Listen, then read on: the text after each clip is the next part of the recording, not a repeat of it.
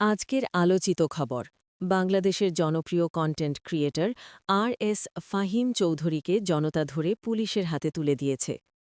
ঘটনাটি ঘটেছে ঢাকার মিরপুর এলাকায়। জানা গেছে তিনি একটি গাড়িতে করে যাওয়ার সময় স্থানীয় কিছু মানুষ তাকে চিনে ফেলে। এরপর ১০ থেকে ১৫ জন মিলে তাকে আটক করে এবং পরে পুলিশে খবর দেয়। পুলিশ এসে তাকে হেফাজতে নেয় এবং থানায় নিয়ে যায়। তাহলে প্রশ্ন হচ্ছে, কেন তাকে ধরা হলো? বিভিন্ন সংবাদ মাধ্যমের তথ্য অনুযায়ী তার বিরুদ্ধে আগে থেকেই একাধিক মামলা রয়েছে, বিশেষ করে সাম্প্রতিক কিছু আন্দোলন এবং বিতর্কিত কর্মকাণ্ডের সাথে তার নাম জড়িত ছিল বলে অভিযোগ আছে। এই কারণে জনতার মধ্যে ক্ষোভ তৈরি হয় এবং সুযোগ পেয়ে তারা তাকে ধরে ফেলে। বর্তমানে তিনি পুলিশের হেফাজতে আছেন এবং বিষয়টি নিয়ে তদন্ত চলছে।